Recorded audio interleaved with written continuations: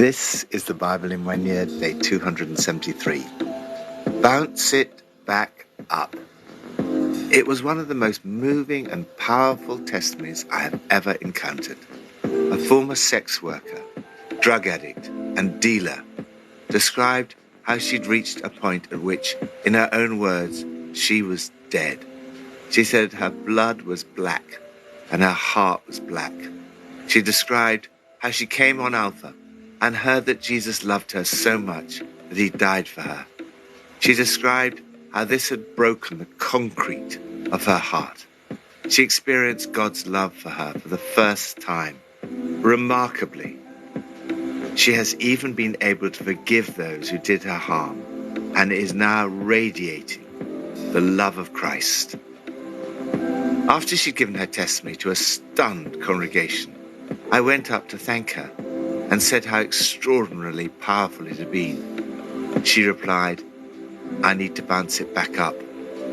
I didn't understand what she meant. I asked her to explain. She said, "It's all grace. I need to bounce the glory back to him."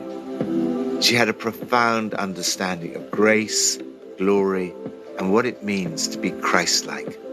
The theme of glory runs through each of today's readings. We see why, how, and when to bounce the glory back up to God. From Psalm 115.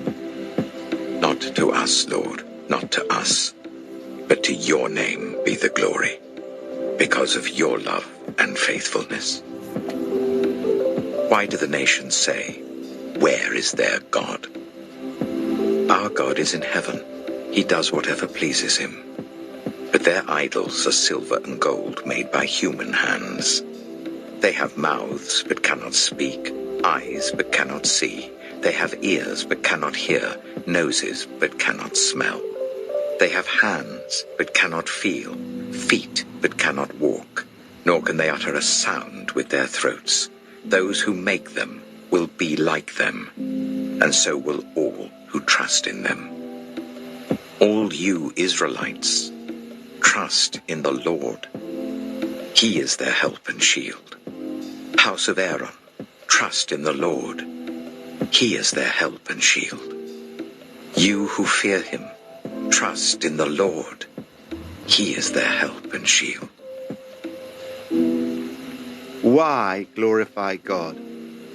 When people praised John Wimber because of a talk he'd given or a healing that had happened through his ministry, he used to say, "I'll take the encouragement, but I'll pass the glory on." The psalmist gives us a great example of passing the glory on, bouncing it back to God.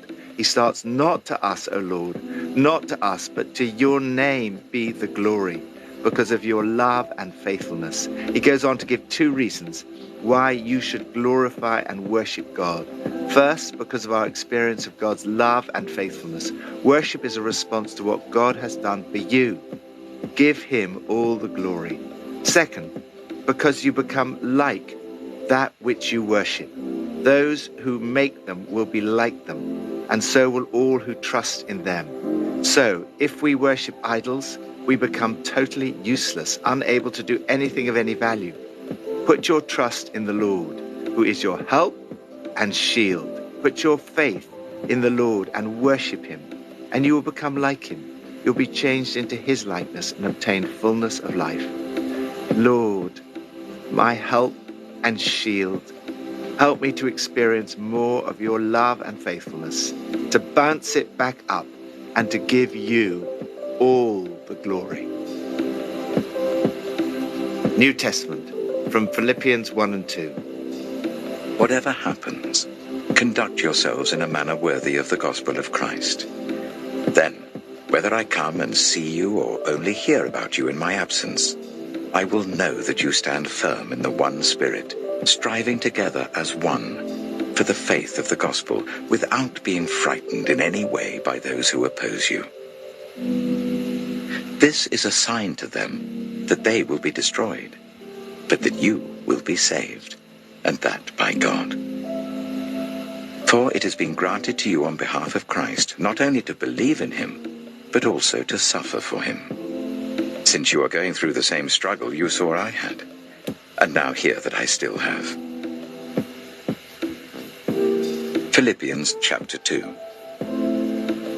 Therefore, if you have any encouragement from being united with Christ, if any comfort from his love, if any common sharing in the Spirit, if any tenderness and compassion, then make my joy complete by being like-minded, having the same love, being one in spirit and of one mind.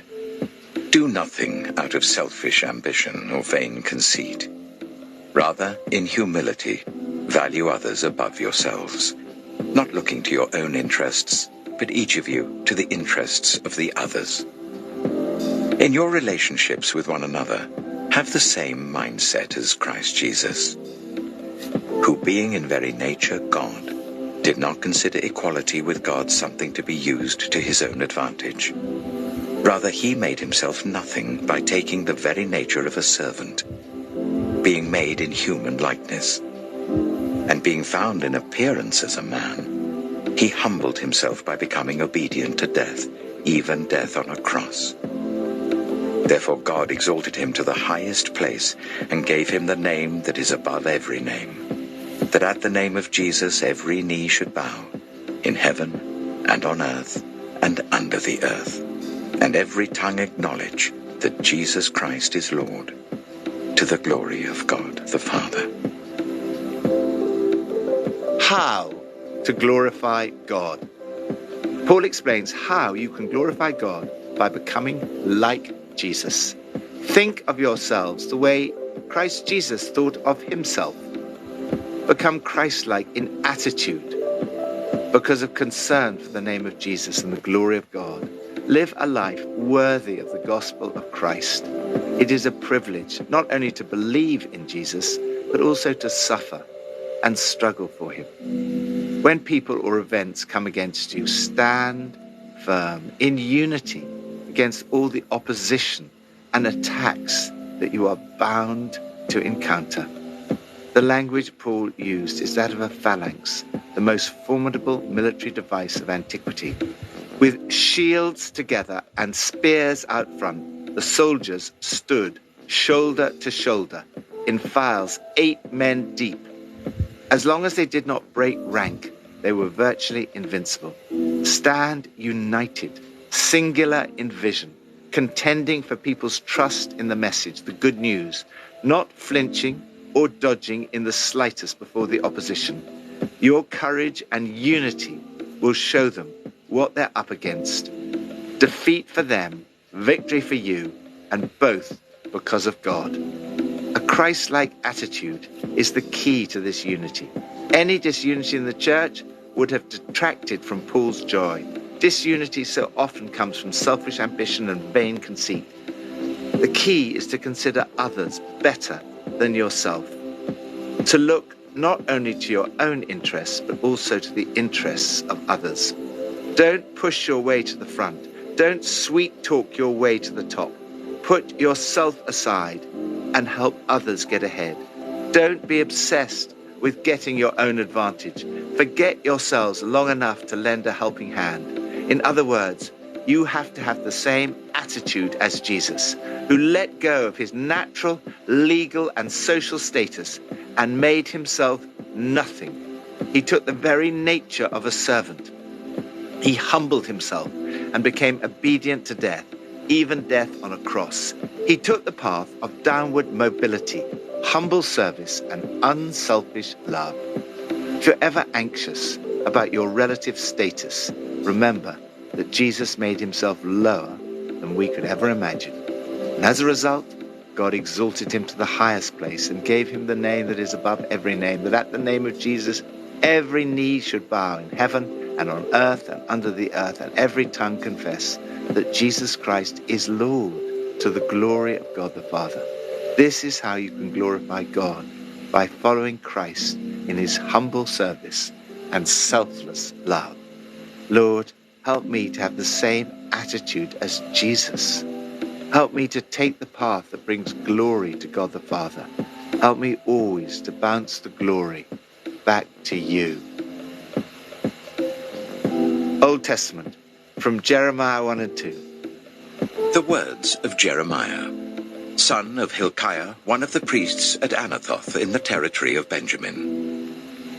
The word of the Lord came to him in the 13th year of the reign of Josiah, son of Amon, king of Judah, and through the reign of Jehoiakim, son of Josiah, king of Judah, down to the 5th month of the 11th year of Zedekiah, son of Josiah, king of Judah, when the people of Jerusalem went into exile.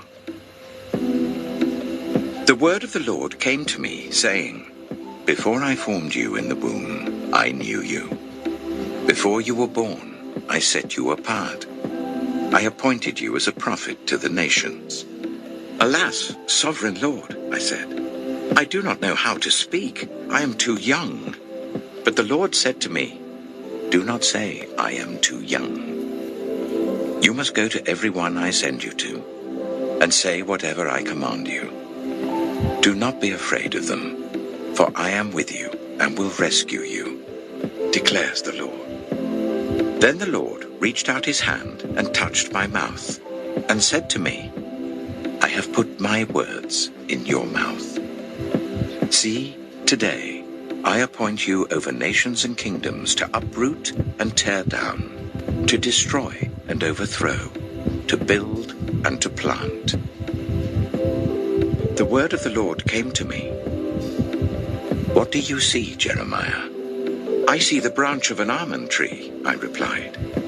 The Lord said to me, You have seen correctly, for I am watching to see that my word is fulfilled. The word of the Lord came to me again. What do you see? I see a pot that is boiling, I answered. It is tilting towards us from the north. The Lord said to me, From the north, disaster will be poured out on all who live in the land. I am about to summon all the peoples of the northern kingdoms, declares the Lord. Their kings will come and set up their thrones in the entrance of the gates of Jerusalem. They will come against all her surrounding walls and against all the towns of Judah. I will pronounce my judgments on my people because of their wickedness in forsaking me, in burning incense to other gods, and in worshipping what their hands have made. Get yourself ready. Stand up and say to them whatever I command you. Do not be terrified by them, or I will terrify you before them. Today I have made you a fortified city, an iron pillar and a bronze wall, to stand against the whole land, against the kings of Judah, its officials, its priests, and the people of the land. They will fight against you, but will not overcome you, for I am with you and will rescue you, declares the Lord. Jeremiah chapter 2. The word of the Lord came to me. Go and proclaim in the hearing of Jerusalem. This is what the Lord says. I remember the devotion of your youth, how as a bride you loved me and followed me through the wilderness, through a land not sown. Israel was holy to the Lord, the first fruits of his harvest. All who devoured her were held guilty, and disaster overtook them, declares the Lord. Hear the word of the Lord, you descendants of Jacob, all you clans of Israel. This is what the Lord says. What fault did your ancestors find in me, that they strayed so far from me? They followed worthless idols and became worthless themselves. They did not ask, Where is the Lord who brought us up out of Egypt and led us through the barren wilderness, through a land of deserts and ravines, a land of drought and utter darkness, a land where no one travels and no one lives? I brought you into a fertile land to eat its fruit and rich produce. But you came and defiled my land and made my inheritance detestable. The priests did not ask, Where is the Lord? Those who deal with the law did not know me. The leaders rebelled against me. The prophets prophesied by Baal, following worthless idols. Therefore I bring charges against you again, declares the Lord.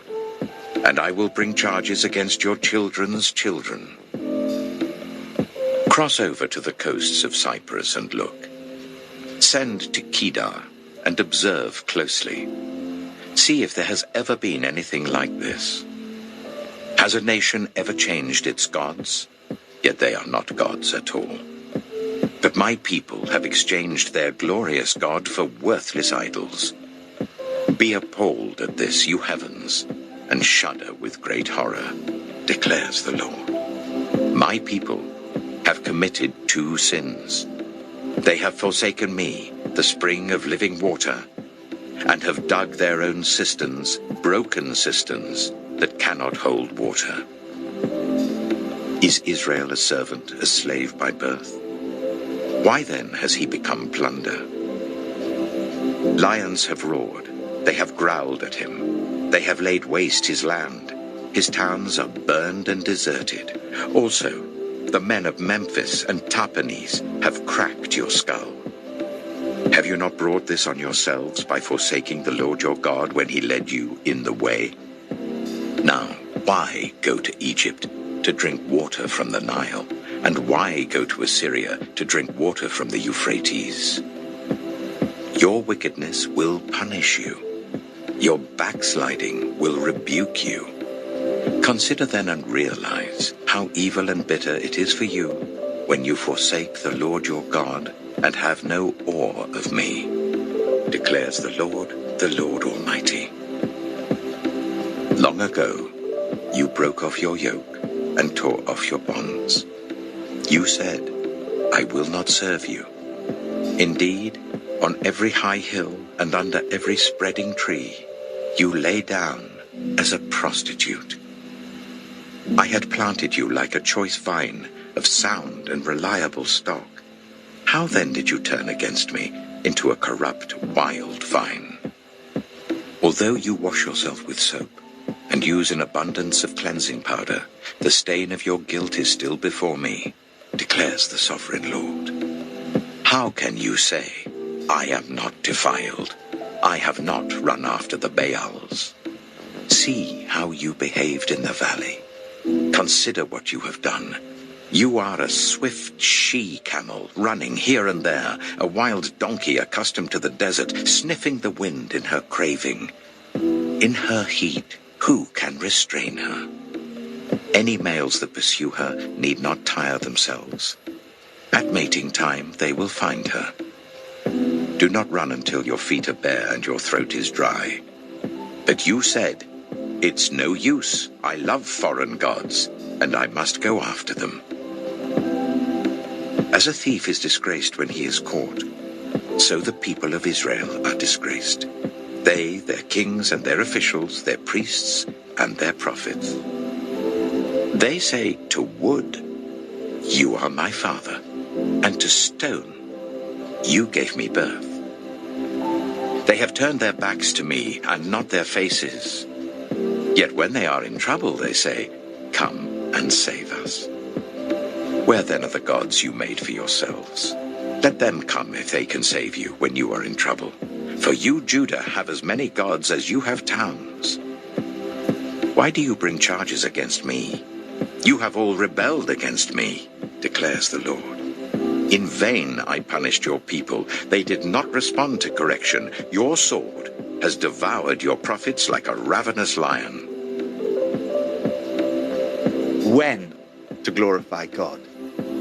What happens when troubles, difficulties, and disruption come into your life and the lives of those around you? Jeremiah lived in one of the troubled periods in Israel's history, the fall of Jerusalem in 587 BC and the exile in Babylon. He was given a difficult message to give to the people. He did it with great courage in the face of hostility and persecution. The opening chapters of Jeremiah show two more ways that you can glorify God and when you can do so. First, you glorify God when you respond to God's call. Age is no barrier to leadership. Jeremiah was probably a teenager when God called him around the year 627 BC. He could be described as both a born leader and a born prophet. Before his birth, he was set apart to be a prophet. God said, before I formed you in the womb, I knew and approved of you. And before you were born, I separated and set you apart. I appointed you as a prophet to the nations. God knows all about you, the good and the bad. His knowing leaves nothing out. He loves you. He does not necessarily approve of everything you do, but he wants you to live like Jeremiah, with the freedom of knowing his love and approval. The Lord tells you, as he told Jeremiah, to go wherever he tells you to go and say whatever he tells you to say. This takes the ultimate responsibility off your shoulders.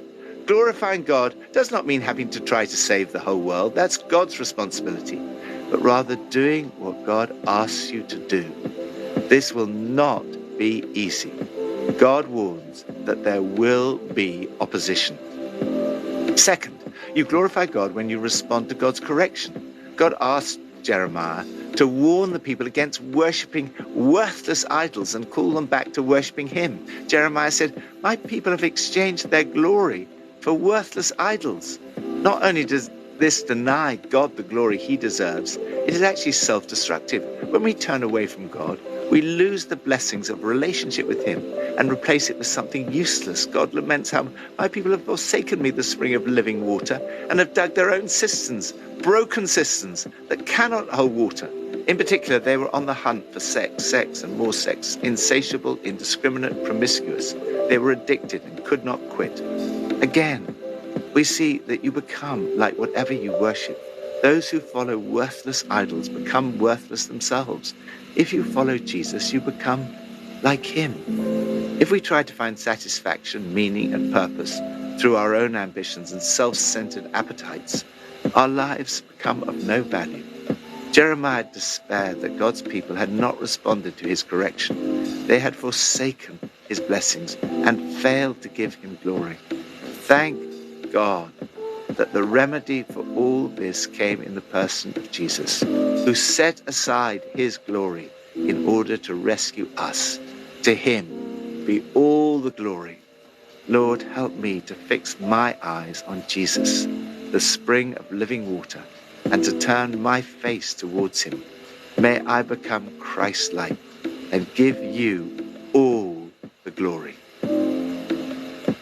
Pippa adds, Jeremiah 1, verse 11 says, "The word of the Lord came to me, saying, 'What do you see, Jeremiah?'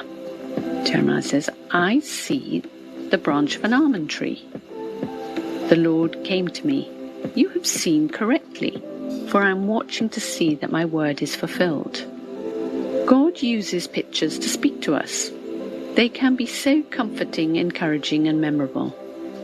I find it a little daunting if I think I have a picture in a meeting. It's easy to discount it or think that somebody else has a better one, or maybe I made it up anyway.